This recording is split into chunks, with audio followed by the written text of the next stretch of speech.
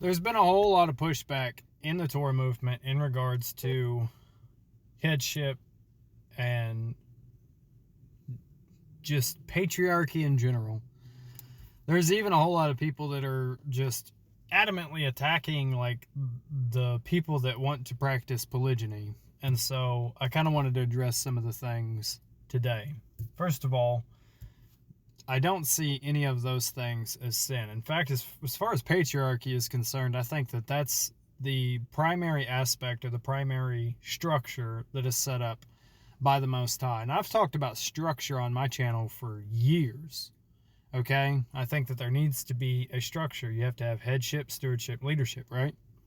These things have to be fundamental in your households, in your assemblies, in your fellowships, all of this. You have to have a headship. You have to have somebody that's above. We see with the letters to Timothy, Paul's setting him up to not only be a leader, but to make other leaders. And so there's a specific structure and leadership that is taking place, and I think that it is necessary in every congregation. I think that even if you're starting like home fellowships and stuff, there has to be some sort of structure. Otherwise, it's going to be disorganized. I've been to a few that have definitely been disorganized, and I've been to a few that have been phenomenal as far as like the headship, the structure, and things like that. And the one that I currently attend, it's good in that regard. They have a structure. You know, we have a pastor, we have elders of the church. Everything is copacetic. It is scriptural. One thing I want to talk about, because there's a whole push against or push of this feminist ideology, you know, feminism in general in the Torah movement. And I want to take you to Ephesians chapter 5. Ephesians chapter 5 says this: Husbands, love your wives, as Messiah also did love the assembly and gave himself for it. Nobody has a problem with that. Everybody and their mom is like, oh, okay, that's totally fine. But when we get to this next part, it says, when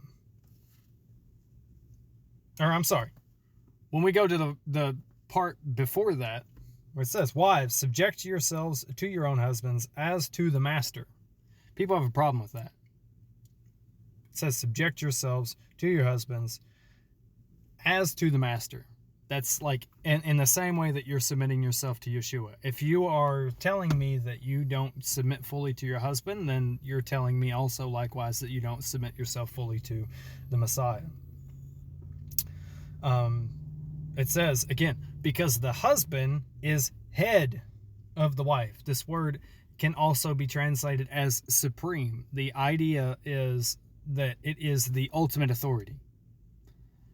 Not saying that your husband is like the ultimate authority in general. Obviously, we know that God's the highest authority. You know, Yah is above Yeshua, and then you have Yeshua above the husband above the wife, etc., etc. There is stages or levels to the authority structure, right?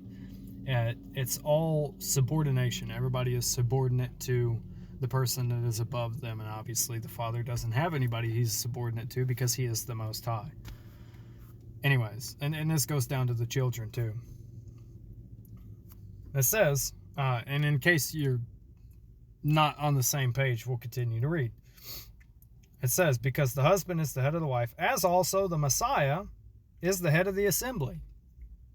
So if you're telling me that the husband being head of the wife is not the same as, or if you're telling me it is the same, it's the same word that's used here. There's no change in dialect. There's no change in anything. Head is head. The supreme, it can be used in both cases. Yeshua is supreme of the assembly, and the husband is supreme over the wife. That means that the husband has the ultimate authority over the woman. Period. That's what the scriptures teach. It says, but as the assembly is subject, so now we have an example. But as the assembly is subject to Messiah, so in the same way that the assembly, that your congregation, your fellowship, is subject or submits itself to the Master Yeshua, so also let the wives be to their own husbands in every respect. He doesn't leave any word or any room for any type of misinterpretation. He tells you directly, this is how things should be. Now we're going to move on to 1 Peter 3. Peter has this to say.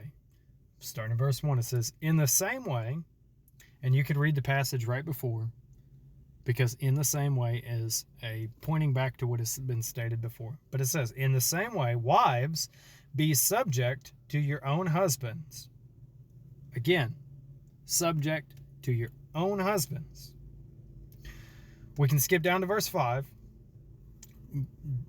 because the next passage, the next verse, he's talking about, unbelieving husbands, things of that nature. Obviously, any time that I'm speaking, I have the expectation that a man should be godly. I have an expectation that a man should be righteous, following Torah, doing things properly. I know that's not always the case. The same can be said for the women as well. I have the expectation that they should be righteous. Unfortunately, sometimes that's not the case. Verse 5, it says this, For in this way, again, read the passage, in former times, the set-apart women, the holy women, who trusted in Elohim, trusted in God, also adorned themselves, being subject to their own husbands. And we're going to have an example. It says, as Sarah obeyed Abraham, calling him master, she called him master. And you can go back to the Old Testament. The word is Baal in Hebrew. I believe the word that's used here is kurios. Could be wrong on that. In fact, let me fact check. No, I was right. Anyways. In the same way, as Abraham obeyed, calling him master, of whom you became children, doing good and not frightened by any fear.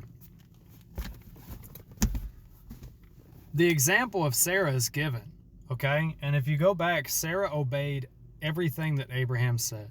She was a righteous example. And I think just as I myself look to patriarchs of the Bible and righteous men that I know in the flesh, I look to their example and try to imitate them just as they imitate Messiah, right? It is a righteous example, somebody that's right in front of my face that I can see how they do things. I think women should do the same thing. And Paul actually talks about this in his letters to Timothy. The older women are supposed to be teaching the younger women, and it states specifically how to love their husbands, right? Everything that is being talked about here is a structure, and the structure is the patriarchy, because again, it is the man over the woman. That's just the way the scriptures have it. There is no room for feminism in this. There's no room for this ideology that a woman can be over a man. That's not the case. And again, when we look at the totality of scripture, this is the presiding take.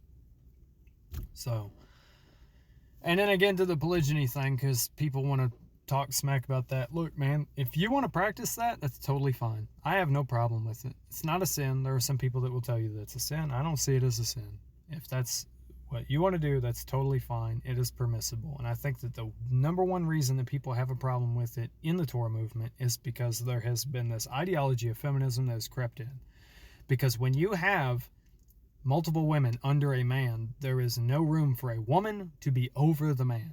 It just will not happen because you have multiple women that you are competing with. So again, you have the structure, the man, then the women, then the children. That's how it's supposed to be.